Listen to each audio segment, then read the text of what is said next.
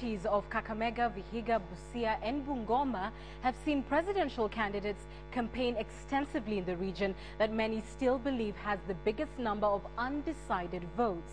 One presidential aspirant, Musalia Mudavadi, is from this region and faces a huge task to convince the region to rally behind him. Our senior reporter, Aaron Ocheng, takes a look at the politics of the region.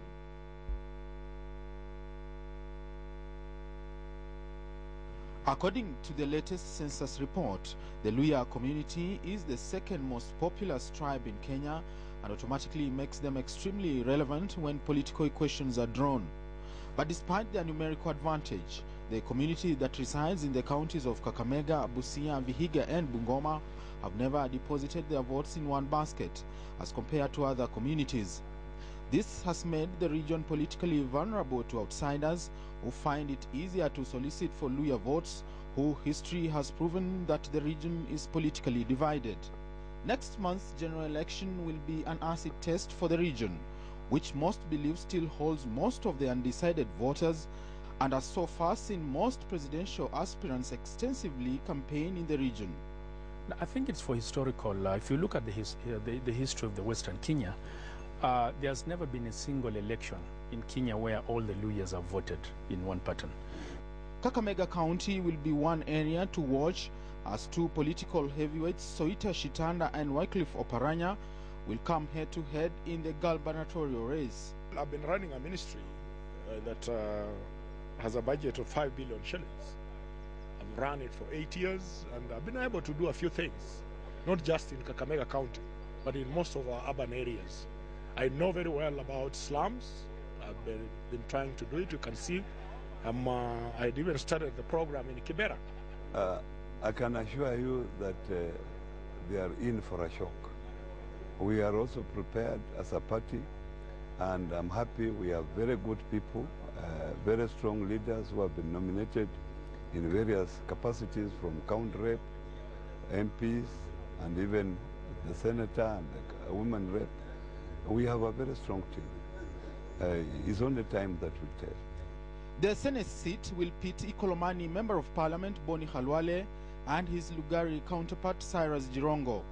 In the neighboring Busia County, former Attorney General Amos Wako will face off with Chris Okemo. Bungoma County will see an epic battle in the senatorial race between Court Principal Moses Wetangula and UDF's Mukhisa Kitui. In Vihiga County, Moses Akaranga will be going for the governor's seat, while George Haniri will try his luck in the Senate seat. Away from the aspirants, residents of this area will be hoping to change the perception of the area as a politically divided region when they go to the polls. Aaron Ocheng, KTN, Kakamega.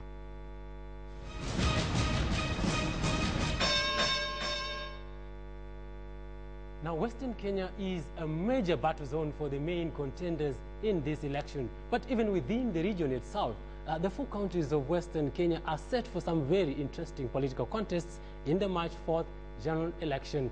Now, remember that this is the region where the Amani presidential candidate, Musalia Mudavadi, comes from. For example, now, in... Are you still with me? Now, in the contest in Western Kenya, for example, there are some very, very critical races that are shaping up in the March 4th general election. Look at this.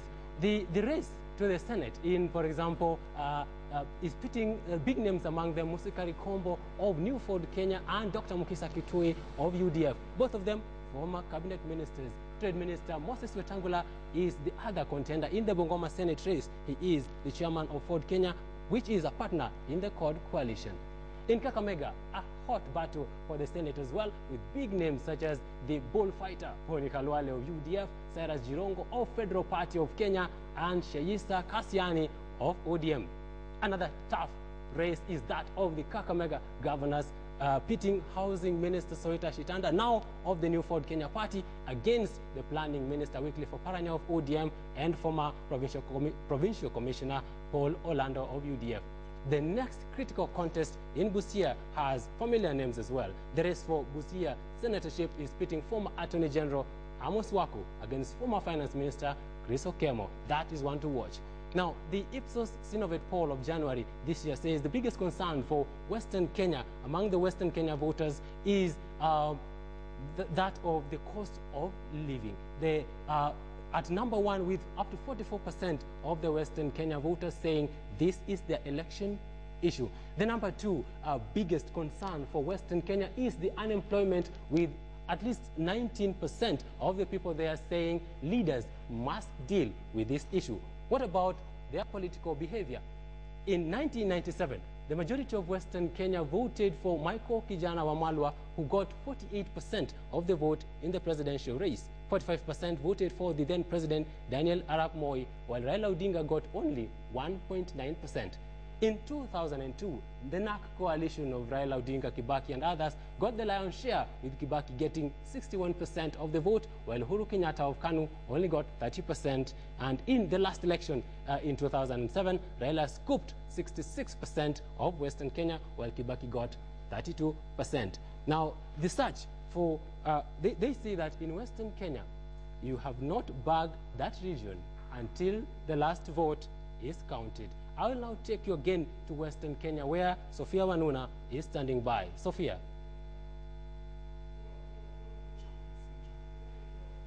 Oh, Joe Ageo is ready in Studio B with one of our political analysts who is going to put all these matters, all these political issues of the Western region into perspective. Joe? All right, thank you very much, Noah. That's Noah Tieno, bringing us up to speed with some of the statistics that we know about Western Kenya. And we are going to discuss those statistics now, plus all the other political issues in Bungoma, Kakamega, Vihiga, Busia. These are interesting places, and some people actually have characterized them as some of the battleground or swing counties. And joining me in studio this evening to discuss this is Dr. Edward Kisiangani, who is one of our in-house analysts here, and is a lecturer at Kenyatta University, a lecturer of political economy.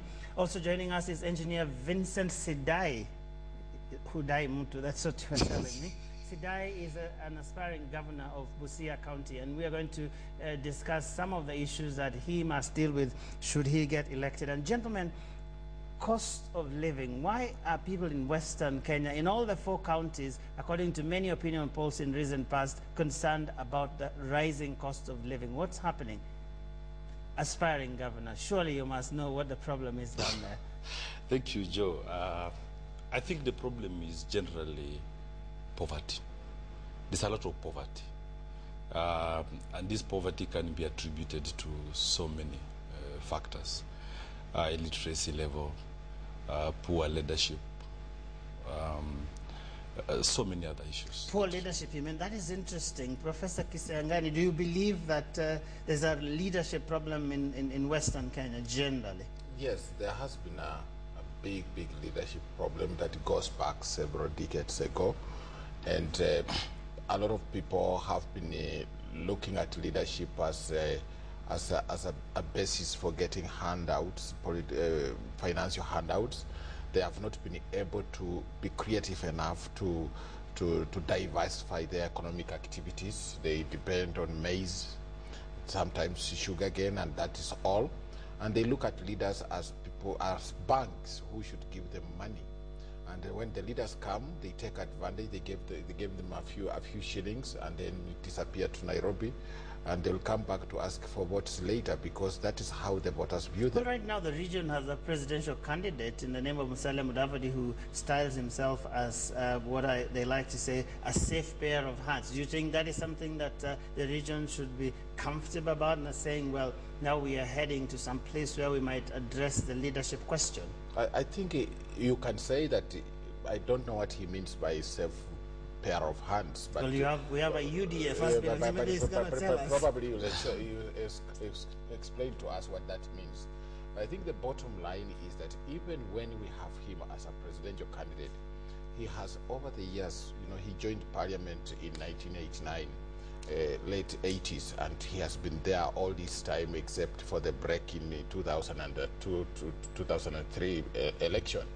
But he has never cultivated a chemistry that will be felt in Western Province, for example, while he served as a minister from Vihiga to Bungoma, to Busia. Engineer, I don't know whether you therefore, agree. I mean, Nancy is your presidential candidate. I surely Professor don't agree with Professor here, because you'll agree with me that all these presidential candidates that we are having today have been there all this time. They have been there.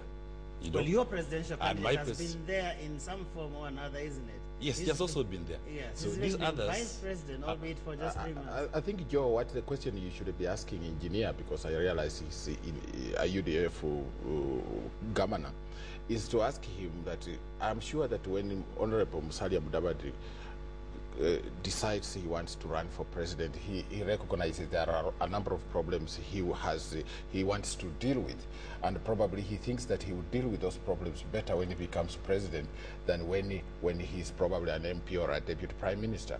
But he needs also to explain to the community what efforts he has made since 1989 up to now, what efforts he has made to deal with some of these problems across the board, and whether, of course, he knows these problems exist. I want to move to other issues shortly. Maybe you would have 30 seconds for fairness to respond to what he's saying about your presidential candidate, that he doesn't seem to have the issues of the region at his fingertips. Do you agree? No, I don't agree. One, let me take you back where you're saying that a safe pair of hands. You know, today you will agree with me that this country is so much polarized, you know, in our own tribal cocoons. So we are bringing in somebody here who says that I don't want to be viewed as a tribal king or chief. You know, I'm coming here as a Kenyan to unite all Kenyans. Yeah. The Right Honorable Prime Minister was in elections the last election as presidential candidate, and part of the issues that arose, that's still very fresh in some people's mind. Let's talk about But the question is that, I just want to finish, you know, I want to finish that topic, then you get now what he's talking about, that he doesn't seem to understand the issues. I don't agree with that. He understands the issues. What Professor's not seen here is our manifesto of UDF, and see what are the issues that Mudavadi is going to address. So what are the issues he's going to address for Western Kenya in particular, because that is the area that we are focusing on this particular time, because we have singled out the rising cost of living as a key concern in that region. Does he have a plan, now that you seem to have a sneak preview into that manifesto we haven't seen? No, okay. My take is very simple here, is that, one, I've told you that there's a lot of poverty in Western Kenya, and part of the contributing factors on this is the literacy level of the people. That's why they are being cheated politically, the way Professor is saying, that people come in and give them some handouts and then they vote. Do you believe that region is a swing region? It is a battleground region. Do you believe that there is a serious political contest going on in the 4 counties in what was generally known as Western Province? Yes, Western Province from time immemorial has been a swing vote, okay? But this time round, I don't think so. Let me ask Prof, is Western region a swing battleground region? Because it says it has been, now it is not, probably because Musalia is right. I think if you look at the patterns and the scientific analysis of the voting in Western Province, of course, most politicians will ignore that, is the fact that probably CORD would likely get slightly more people in terms of percentages than any other candidate. But you see, so it doesn't really have a big contest in terms of deciding who comes there. But I think we shouldn't forget the bigger question that we are raising, the issue of issues that have affected our people in Western Province. The big question to ask is, when you say you are a safe pair of hands, how does that solve the poverty problem of the people for Western staying at Kamukuywa, Kimilili, or even places like Emuhaya? That village has a problem of water, it has problems of good health. Do you want a mother from that area in Nakalira village, Kamukuywa, Kimilili, Tongareni, to vote for Musalia Mudavadi because he's a safe pair of hands, or because Musalia is going to bring water to make sure there is a good infrastructure, to make sure that there is security in the village. If the reason for which he wants to be voted is... with that, engineer, why is it that we have seen this many problems, and when it comes to politics, then it is always very uncertain? Like you say, everybody rushes there and say this is a swing region, and everybody uses it to kind of fill in their baskets. What exactly is the political psyche that is evident in Western Kenya? Western Kenya people are a bit unique because they don't believe in these tribal alliances, and they make their decisions using their own intelligence, the way they feel. You will find that since this multi-party came up, people in Western Kenya have always voted to all these parties. In 1992, people voted for Matiba, at the same time voted for Moi, you know, then came in... but isn't that because Martin Shikuku, who comes from there, was in Ford City? I mean, I don't think so. They still followed not necessarily. And when he left Ford City, not necessarily. Look at the last elections. There was Raila here, and there is Kibaki on the other side. But the people of Western Kenya voted for these two candidates almost equally, although the ODM carried the day in Western Kenya, but none of these two candidates come from Western Kenya. Well, Musalia was the running mate at the time, right? And there were other exactly, people but now, despite the fact that Musalia was a running mate and ODM carrying the day, but still PNU equally got votes. I think the problem there, Joe, is about the focus of these Western provincial leaders, the region's leaders. Always in every election, some of the leading politicians from the area get it wrong. They don't have a proper attachment with the people, and therefore they interpret the people's feelings differently and often wrong, and that's how the voting patterns gets split. Except for very rare occasions like in 2003 when Michael Wamalwa seemed to understand the heartbeat of Western Province. That's when they seemed to vote as a bloc because he understood them. But other than that, they have had a problem. In the recent past, you saw a lot of presidential candidates. Now we have remained with one presidential candidate. If you ask the Western people, they seem, everywhere you go, and as a scholar, I go out and I talk to people. They will tell you, Joe, that in our voting, they talk in mother tongue and say they are going to the lake. And they have even told you have heard, how are you going to vote? They say, we are going to the lake. It seems inside their heart, they think that when they talk about the lake, that is a euphemism for voting for Raila Odinga. Now, when you see other people, political parties also coming in Western, and like, you know, his UDF, their campaign tool being vote for our own. That does not resonate well with the issues that really affect Western Province. You do not want to vote for a presidential candidate because it's your own, but you want to vote for a presidential candidate because he can make a difference in your own life and the lives of the rest of the Kenyans. This is what they don't have. Engineer Sedai, beyond these presidential politics, I mean, at the end of the day, people down there want things to change. And someone like yourself who's running for governor surely should know one or two things that need to be done locally, independent perhaps of the political, high voltage politics at the presidential level. What are those things that can be done at your level to ensure that the lot of the ordinary Kenyan there in Western actually changes? Yes, there's a lot that we can actually do at my level today, because first of all, let's appreciate that Western Kenya is rich agriculturally. Okay, and there's a lot that we produce. People produce sugarcane, we produce maize, there's cotton, there is the simsim, groundnuts. There's a lot that people can produce. But what we need actually is value addition to these products. Get markets for these products. All right. Thank you very much, Engineer Sedai. They're making a pitch. Actually, he's running for a governor in Busia County.